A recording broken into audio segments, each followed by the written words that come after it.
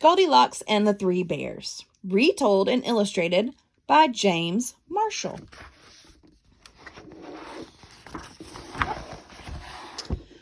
Once there was a little girl called Goldilocks. "What a sweet child," said someone new in town. That's what you think," said a neighbor. One morning, Goldilocks' mother sent her to buy muffins in the next village. "You must promise not to take the shortcut through the forest," she said. "I've heard that bears live there." "I promise," said Goldilocks. But to tell the truth, Goldilocks was one of those naughty little girls who do exactly as they please. Very risky. Turn back. Not a good idea. Go the other way. Meanwhile, in a clearing, deeper inside the forest, in a charming house all their own, a family of brown bears was sitting down to breakfast.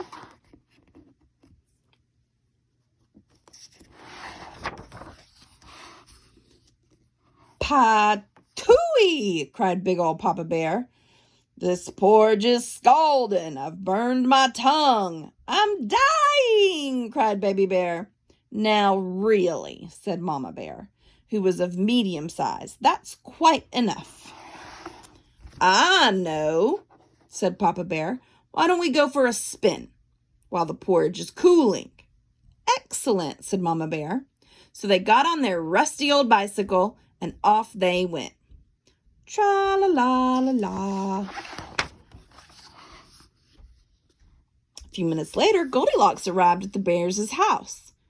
She walked right in without even bothering to knock. On the dining room table were 3 inviting bowls of porridge. "I don't mind if I do," said Goldilocks, helping herself to the biggest bowl.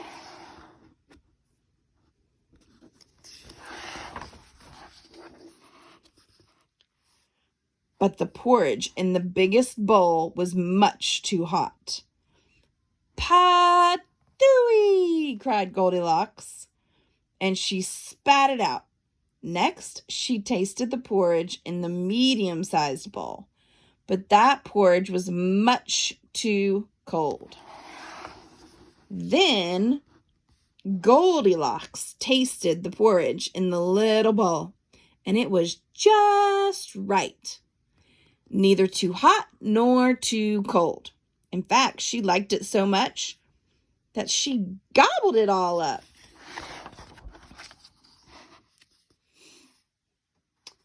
Feeling full and satisfied, Goldilocks thought it would be a great fun to have a look around. Right away, she noticed a lot of coarse brown fur everywhere. "They must have kitties," she said. In the parlor, there were 3 chairs. "I don't mind if I do," she said, climbing into the biggest one. But the biggest chair was much too hard, and she just couldn't get comfortable.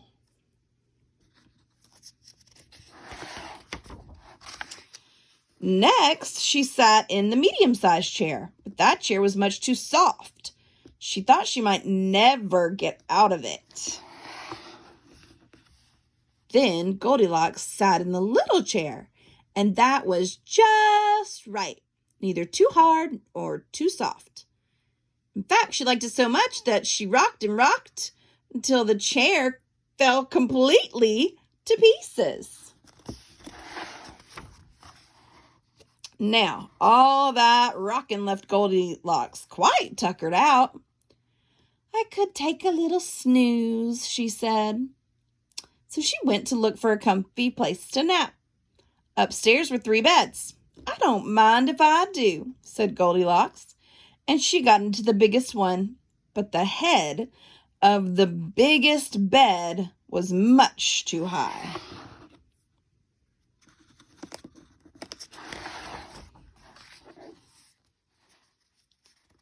Next, she tried the medium-sized bed, but the head of that bed was much too low. Then Goldilocks tried the little bed, and it was just right. Soon she was all nice and cozy and sound asleep. She did not hear the bears come home.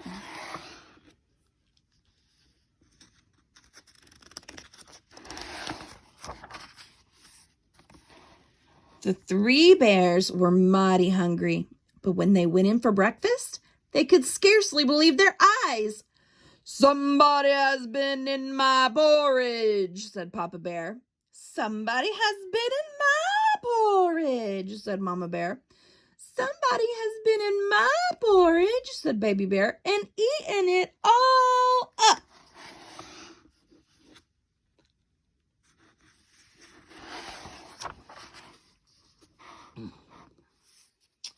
In the parlor, the 3 bears were in for another little surprise.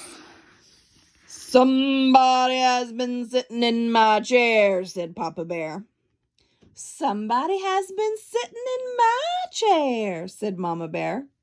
"Somebody has been sitting in my chair," said Baby Bear, "and broken it to smithereens." The 3 bears went upstairs, on tiptoe, not knowing what they would discover. At first, everything seemed fine, but then Papa Bear lay down on his big brass bed. "Somebody has been lying in my bed," he cried, and he was not amused.